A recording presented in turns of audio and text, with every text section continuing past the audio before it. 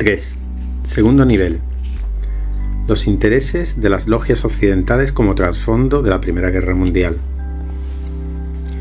En sus conferencias, pronunciadas antes y durante la Primera Guerra Mundial, Rudolf Steiner hace referencia repetidamente a intereses de ciertas logias occidentales.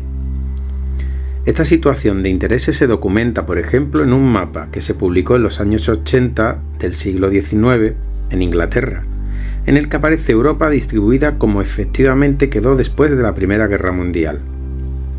En este mapa, en el espacio ruso estaba escrito un desierto, es decir, un lugar para experimentos socialistas. Hoy se han publicado diversos trabajos que demuestran que los bolcheviques, es decir, Lenin y sus colaboradores más estrechos, fueron financiados por Wall Street y otras fuentes occidentales, sin cuya ayuda apenas hubiera sido posible el experimento socialista en Rusia. Quien haya crecido en la URSS, como fue el destino del autor de estas líneas, y haya tenido que estudiar como asignatura obligatoria en la Escuela Superior la breve historia del Partido Comunista de la Unión Soviética, podía leer allí que Lenin y su gobierno bolchevique estaban orgullosos de haber podido pagar una parte de sus deudas a Occidente, sobre todo a aquellos círculos que los habían apoyado. Todo ello muestra los intereses de trasfondo de las logias secretas occidentales que querían los experimentos socialistas en Rusia.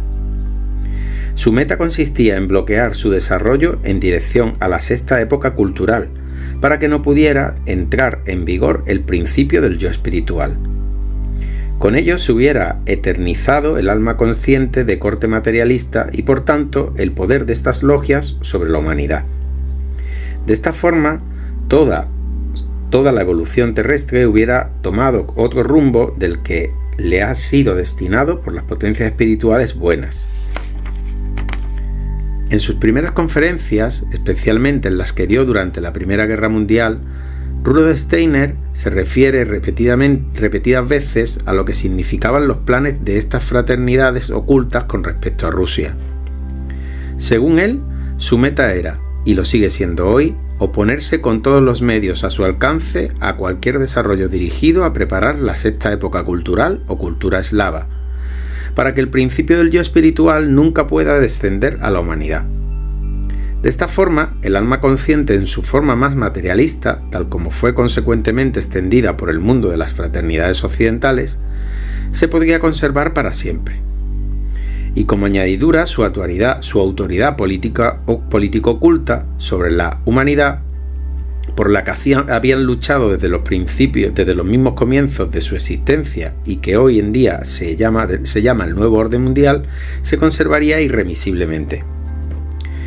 El método por el que estas logias de Occidente alcanzan su propósito principal consiste en propagar no solamente materialismo, sino el supermaterialismo, es decir, un materialismo que no es una nueva ideología, sino algo que imbuye completamente toda la vida humana, incluyendo la religión y el ocultismo.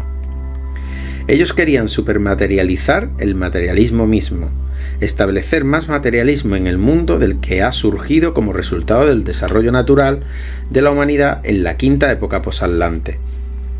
Hoy se puede experimentar lo que esto significa en la práctica, no solamente en Rusia, sino en toda Europa, bajo la forma de una especie de abaratamiento de todos los valores espirituales por la omnipresente invasión del americanismo. Si estas fraternidades occidentales pudieran realmente alcanzar sus metas, toda la evolución terrestre tomaría un rumbo completamente diferente a lo que era la intención original de las potencias espirituales favorables. Hay que diferenciar bien estas intenciones oscuras de las fraternidades occidentales de las verdaderas tareas espirituales y culturales de los pueblos de habla inglesa, cuya responsabilidad es convertirse en representantes principales del alma consciente ante la humanidad en la época moderna. Por otro lado, en las fraternidades ocultas quizás encontremos precisamente al enemigo más peligroso en el camino del cumplimiento de la meta de esos pueblos. Por eso, es especialmente importante para los antropósofos que viven en esos países conocer y comprender sus planes político-ocultos desde un punto de vista científico-espiritual. 4. Tercer nivel. Corrientes en la historia de la humanidad que prepararon el bolchevismo. Si se quiere sacar a la luz las fuentes ocultas del bolchevismo, hemos de remontarnos al siglo VII de nuestra era. Para esta época, que está relacionada con el número apocalíptico 666, Rudolf Steiner describe, a partir de su investigación científico-espiritual, un ataque del demonio solar, de la bestia del abismo, que tenía por objetivo una destrucción del desarrollo de la humanidad. Como consecuencia de estas influencias ocultas surgió la Academia de Gondishapur cerca de Bagdad. Un iniciado de las tinieblas que fue herramienta del demonio solar reunía en ella los conocimientos de los misterios precristianos, después de que Justiniano cerrara todas las escuelas griegas de filosofía. Con ayuda de este saber se pretendía conseguir un adelanto del alma consciente, es decir, aquello que ha de alcanzar su culminación solamente a mitad del tercer milenio, como desarrollo del alma consciente ya habría tenido lugar en el siglo VII, de una forma extremadamente anticipada y con ello inmadura y destructiva. Así se hubiera truncado todo el desarrollo del yo del hombre y como consecuencia la humanidad se hubiera demonizado, porque el hombre del siglo VII no estaba preparado para acoger las fuerzas del alma consciente. La conciencia de la población europea de entonces aún era muy diferente. Estaba completamente entregada a la fe que propagaba y administraba la Iglesia cristiana. A las almas de entonces le eran dados desde fuera los contenidos espirituales por la autoridad eclesial y se acogían con fe. Esta actitud anímica que corresponde con el alma sensible.